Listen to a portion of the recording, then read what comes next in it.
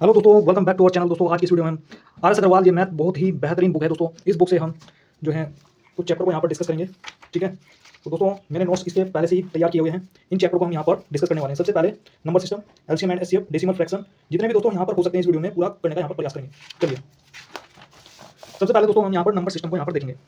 मैं फटाफट यहाँ पर बताता चलूंगा और आप लोग वीडियो को रोक करके वहाँ पर समझने का प्रयास करेंगे। ओके, सबसे पहले दोस्तों स्थानीय मान किसे कहते हैं? किसी भी अंक का स्थानीय मान उसके स्थान को दर्शाता है। एग्जांपल जैसे 3754 में अगर 7 का स्थानीय मान पूछ लिया जाए तो क्या होगा भाई? 7 कौन से स्थान पर है? इकाई दहाई सैकड़ा 7 पर है, तो इसके नीचे 7 को लिखेंगे और बाद में कितने होंगे? 1 2 2 जीरो लगा देंगे, 700 आंसर होगा। ओके, अगर पूछ लिया जाए जातीय मान, किसी भी अंक का जातीय मान वही अंक स्वयं होता है। जैसे 3754 में 7 का जातीय मान पूछ लिया जाए तो वह अंक स्वयं होता है, तो यानी 7 ही इसका आंसर हो जाएगा। स्थानीय मान उसके अंक को दर्शाता है और कि वो अंक इकाई पर है या दहाई पर या सैकड़ा पर। तो स्थानीय मान समझ में आ गया, जातीय मान समझ में आ गया। अब चलते हैं यहाँ पर।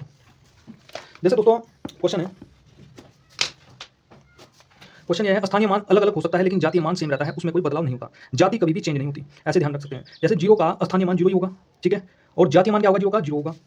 इस चीज़ से समझिए आप। जैसे 99999, ठीक है, अगर इस 9 का स्थानीय मान ज्ञात करें तो 1 2 3 3 जीरो लगा देंगे। अगर इसका स्थानीय मान ज्ञात करें तो 1 2 2 जीरो लगा देंगे। अगर इसका स्थानीय मान ज्ञात करें तो इसके बाद कितने अंक हैं? 1 है तो 1 जीरो लगा देंगे। और इसके आगे कोई अंक नहीं है तो 9 का स्थानीय मान 9 ही होगा। ओके, फिर इसका देखिए भाई, इस 9 का जातीय मान 9 होगा, इस 9 का जातीय मान 9 होगा, इस 9 का जातीय मान 9 होगा। ठीक है, क्योंकि जातीय मान का मतलब है वो अंक स्वयं, ठीक है, एक ही अंक के कहीं अलग अलग स्थानीय मान हो सकते हैं लेकिन किसी भी अंक का जातीय मान वही अंक स्वयं होता है। ये बात ध्यान रखें। देखिए टैगलाइन यहाँ पर, जाति परिवर्तित नहीं हो सकती, स्थानीय मान परिवर्तित हो सकता है। नेक्स्ट चलिए दोस्तों, 6000 नहीं कितना है, 68 92 35 इकाई दहाई सैकड़ा हजार 10,000 लाख। 6,89,235 में 9 तथा 3 के स्थानीय मानों का अंतर कितना होगा? जैसे 9 का स्थानीय मान पूछ लिया और 3 का स्थानीय मान, इसका अंतर पूछा है तो 9 का स्थानीय मान 1 2 3 3 जीरो लगा देंगे। फिर 3 का स्थानीय मान पूछा है तो 3 के आगे कितने होंगे? 1 30 हो गया। इसका अंतर पूछा है तो 9000 में से 30 को घटा देंगे, यहाँ पर रिजल्ट आ जाएगा 8,970।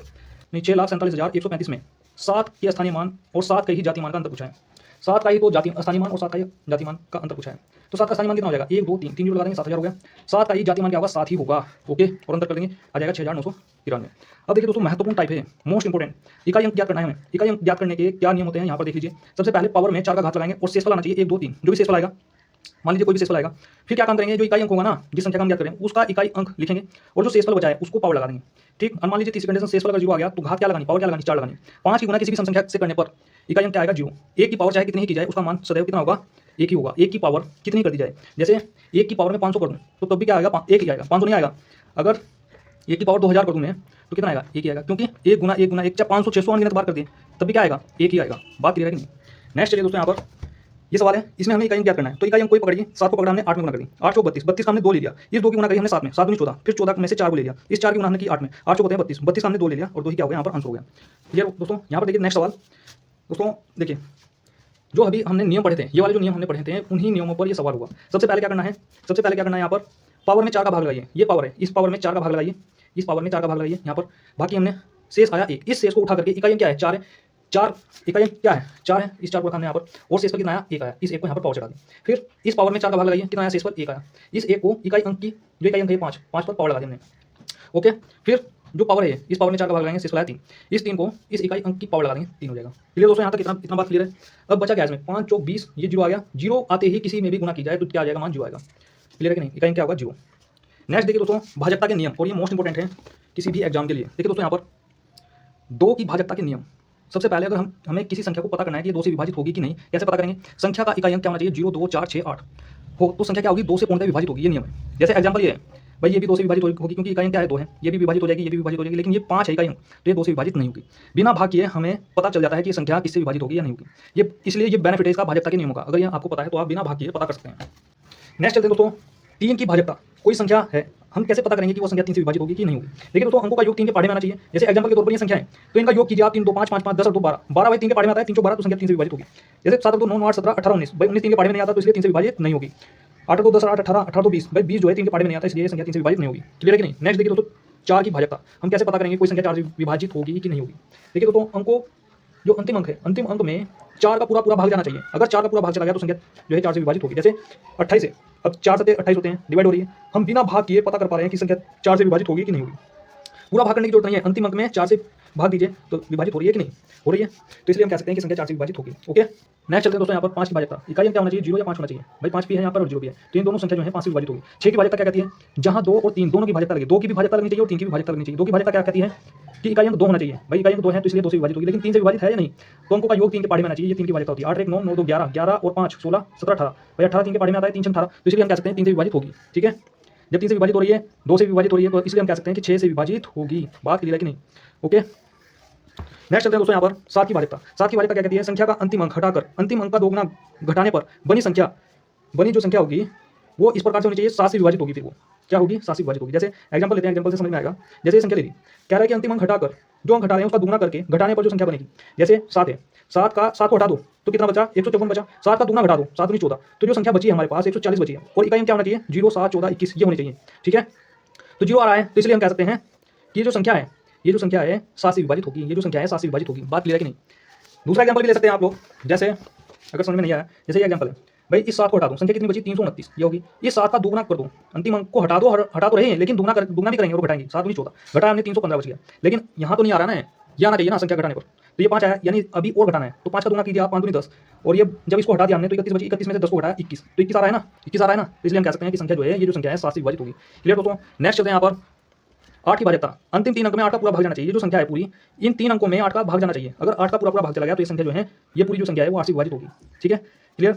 9 की भाज्यता देखिए दोस्तों, यहाँ पर अंकों का योग 9 के पहाड़े में आना चाहिए। जैसे ये संख्या है तो जोड़ लीजिए, इसको जोड़ने पर 18 आ रहा है और 9 के पहाड़े में 18 आता है, तो इसलिए जो संख्या है 9 से विभाजित होगी। 10 की भाज्यता, इकाई अंक 0 आना चाहिए, अगर 0 है तो 10 से विभाजित होगी। क्लियर भाई। नेक्स्ट चलते हैं दोस्तों, 11 की भाज्यता। संख्या के समस्थान और विषम स्थान का अंतर 0 11 22 33 ये होना चाहिए। जैसे ये संख्या है तो सबसे पहले इसमें विषम और समस्थान का मतलब क्या है, सबसे पहले संख्या पर शुरू से स्टार्ट करते हुए एक अंक छोड़कर गोला बना देंगे। एक इसको गोला बना दिया, इसको छोड़ दीजिए, फिर इस पर गोला लगाइए, इसको छोड़िए, इसको गोला लगाइए। मान लीजिए ये समस्थान होगा, ये विषम स्थान होगा। इन दोनों का जो अंतर होगा वो 0 11 इस प्रकार से आना चाहिए, उसका गुणा जाना चाहिए घटाने पर। तो जैसे 3 को अलग जोड़ा, फिर 5 को अलग जोड़ा, 9 को अलग जोड़ा, और 2 को अलग जोड़ा, 4 को अलग जोड़ा, तो 5 3 8 9 17 और 4 2 6, 17 में से 6 गए 11, तो 11 आ रहा है ना, ये 11 आ रहा है। इसका मतलब क्या है, ये जो संख्या है ये 11 से विभाजित होगी। ये जो संख्या है ये 11 से विभाजित होगी। क्लियर भाई। नेक्स्ट 12 की भाज्यता। 12 की भाज्यता क्या होती है, 4 और 3 दोनों की भाज्यता लगनी चाहिए। 4 की भाज्यता क्या कहती है, अंतिम 2 अंक में 4 का भाग जाना चाहिए। 3 की भाज्यता क्या कहती है, अंकों का योग 3 के पहाड़े में आना चाहिए। ठीक है, अब ये 32 है, 4 होते हैं 32, तो 4 से तो विभाजित होती है। और 3 की भाज्यता क्या होगी, अंकों का योग 3 के पहाड़े में, 8 3 11 11 और 5 16 16 3 19 19 और 2 21, तो 3 के पहाड़े में आता है 3 से 21, तो 4 और 3 दोनों से विभाजित है, इसलिए हम कह सकते हैं कि 12 से भी विभाजित होगी। क्लियर भाई, यहाँ तक इतनी बात क्लियर है। नेक्स्ट चलते हैं दोस्तों, 13 की भाज्यता। अंतिम अंक को हटाकर 4 से गुणा करके बनी संख्या जोड़ने पर 13 का भाग चला जाएगा। जो ये संख्या है 793, अंतिम अंक को हटा दो। ठीक है, 4 को हमने हटा दिया, जिस अंक को हटा रहे हैं 4 से गुणा भी करना है उसको, तो 4 या 12, फिर क्या कर रहे हैं, जो गुणा करेंगे ना जोड़ेंगे, फिर उसमें जोड़ने पर क्या होगा, 13 का भाग चला जाएगा। अब जैसे हम देख रहे हैं 793 कोई संख्या है, इस 3 को हमने हटा दिया, संख्या कितनी बची 79 बची, और जो अंक है इसको गुणा करनी है 4 से, 4 क्या होते हैं 12, इस 12 को उठा करके इस संख्या में जोड़ना है। कितना होगा ये हो जाएगा 91। क्या 13 से विभाजित होगा, 91 13 से 91, तो 7 से मतलब 13 से विभाजित हो रहा है, तो इसलिए हम कह रहे हैं कि ये जो संख्या है 793 13 से विभाजित होगी। ओके, नेक्स्ट चलते हैं दोस्तों 14 की भाज्यता। जहाँ 2 और 7 दोनों की भाज्यता लगी हो, 2 की भाज्यता क्या कहती है, इकाई अंक 2 होना चाहिए, तो इस जो है 14 से विभाजित नहीं होगी, क्योंकि 2 से विभाजित नहीं हो रही है। बात समझ में आ रही है कि नहीं। ये संख्या 2 से विभाजित नहीं है, 7 से विभाजित, लेकिन दोनों की विभाज्यता लगनी चाहिए, तभी क्या होगा 14 से विभाजित होगी। ओके, जैसे ये है 168, अब भाई इकाई क्या आ रहा है 2 4 6 8 8 आ रहा है इसमें, तो 2 से तो विभाजित हो रही है।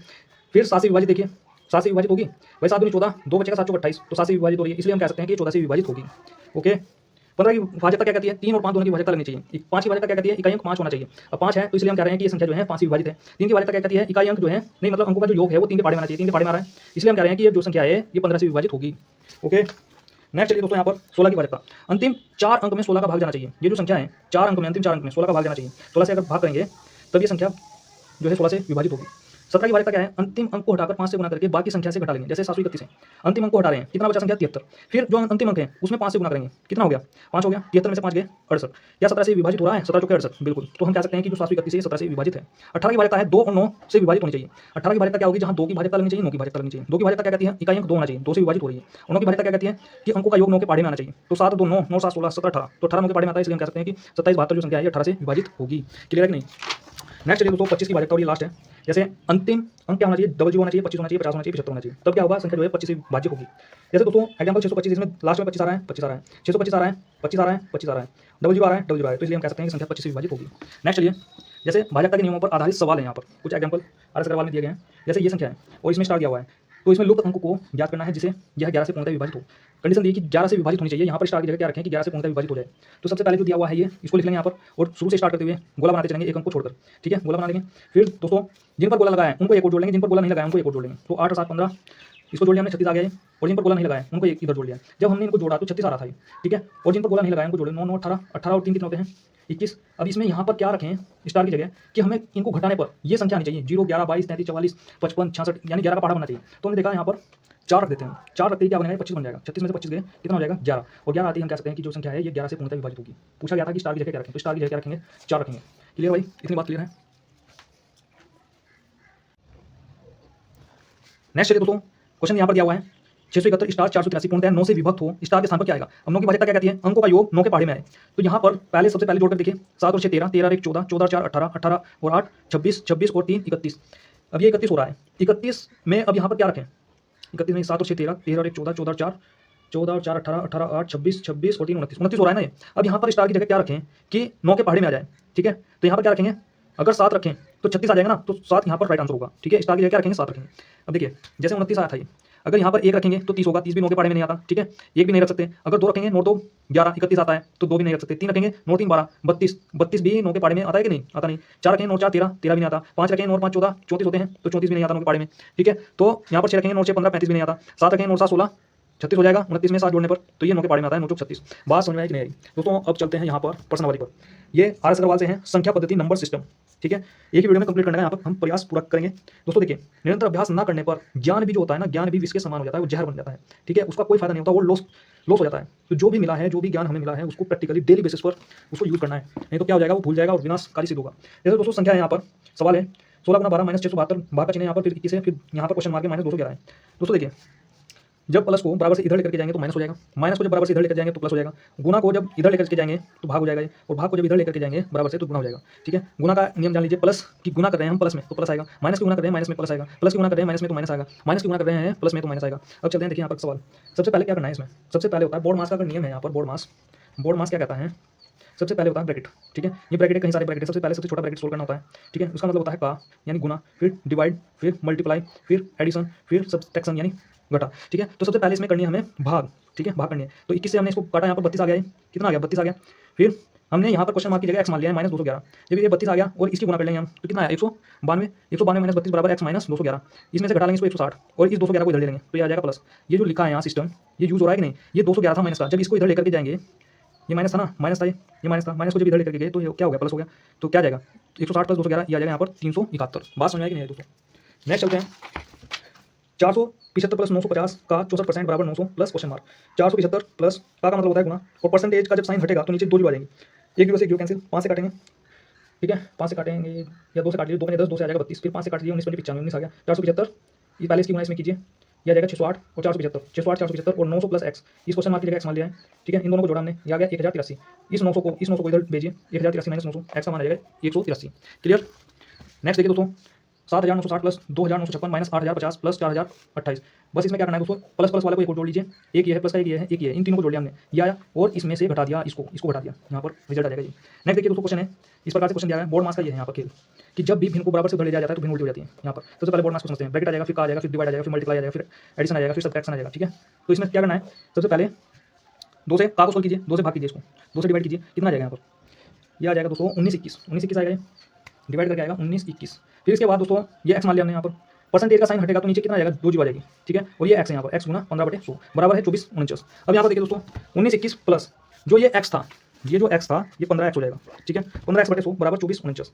ये हमने यहीं पर रखा और ये इधर चला जाएगा, माइनस में हो जाएगा, ठीक है, ये माइनस में हो जाएगा तो घट जाएगा 24 49 माइनस 19 21, घट करके आ जाएगा 528, ठीक है, आ जाएगा। फिर इसके बाद अब देखिए यहाँ पर ये भिन्न है, भिन्न को जब इस साइड लाएंगे ना ये उल्टी हो जाएगी, उल्टी कैसे हो जाएगी, ये 100 पहले इधर जाएगा गुना में, 100 जो है ना इसकी गुना में जाएगा यानी ऊपर जाएगा, और ये गुना की चीज़ कहाँ जाएगी बड़े में जाएगी, ठीक है, 15 से काट देंगे रिजल्ट आएगा 3520। क्लियर दोस्तों। नेक्स्ट क्वेश्चन की ओर चलते हैं। क्वेश्चन मार्क का 350% डिवाइडेड बाई 50 प्लस 248 बराबर 591। यहाँ पर क्या करना है, देखिए सबसे पहले हो जाएगा यहाँ पर, इसको हमने एक्स मान लिया, ये 350 से बटे में 100 आएगा, ठीक है। देखिए एक्स का 350/100 फिर गुना आएगा, गुना का साइन देखिए, डिवाइड जब साइन हटेगा तो इसका मतलब क्या है, इसका मतलब क्या है, इसका मतलब है 350, अगर ये परसेंटेज ना होता तो इसका मतलब होता है 350/50, यानी जो इधर लिखा होता है वो बटे में जाता है, ठीक है। अब क्या काम करेंगे हम यहाँ पर, इसका मतलब हो जाएगा यहाँ पर 1/50, ठीक है, ये जो है ना 1/50 है प्लस 248 और बराबर ये है, ठीक है। तो हमने इसको एक्स मान लिया, यहाँ से समझिए, यहाँ से बराबर में है, ये इधर चला जाएगा, 591 में से 248 को घटाया हमने, यह यहाँ पर 343, एक जीरो से एक जीरो कैंसिल, ये 100 इसकी गुना में आ जाएगा, ठीक है। और हमने यहीं से काट दिया, इसको काट दिया हमने 49 आया, और x बराबर क्या होगा, 2 जीरो इसकी गुना में चली जाएंगी, ये आ जाएगा यहाँ पर राइट आंसर। नेक्स्ट क्वेश्चन देखिए दोस्तों, यहाँ पर सबसे पहले आपको गुना करनी है, गुना करने पर आ जाएगा ये, फिर इससे डिवाइड कीजिए, डिवाइड करने पर आ जाएगा ये, इन दोनों को जोड़ लीजिए, रिजल्ट बन जाएगा यहाँ पर 83.35। नेक्स्ट क्वेश्चन, ये डाटा आपको यहाँ पर दिया हुआ है, सबसे पहले हमें ब्रैकेट को सोल्व करना है, ब्रैकेट के अंदर इसको सोल्व कीजिए, इसमें से इसको घटा लीजिए, घटाने पर क्या आएगा आपका ये आएगा, ठीक है, ये आएगा घटाने पर आ गया, फिर 24 से भाग कीजिए, 24 से भाग करने पर आ जाएगा यहाँ पर 18.7। नेक्स्ट क्वेश्चन देखिए दोस्तों 5.6 और डाटा ये दिया हुआ है, तो सबसे पहले हमें डिवाइड करना है, दशमलव हम यहाँ पर हटाएंगे, दशमलव को हटाने पर भाई यहाँ पर दशमलव है, 2 अंक बाद दशमलव ना, इन 2 अंक से दशमलव यहाँ पर कैंसिल हो जाएगी, ठीक। 5.6 है, ये आ जाएगा 25 प्लस 15.5 है, उसके बाद दोस्तों उसके बाद क्या करना है, x प्लस 49.5।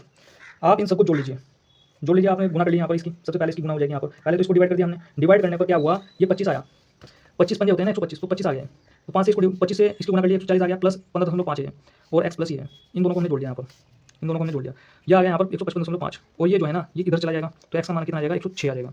नेक्स्ट क्वेश्चन है भाई 1575 भाग 21 डिवाइडेड बाई 5 बराबर अंडर रूट एक्स गुना 6, ये है अंडर रूट एक्स का मतलब क्या है, अंडर रूट एक्स का मतलब है एक्स की पावर 1/2, ठीक।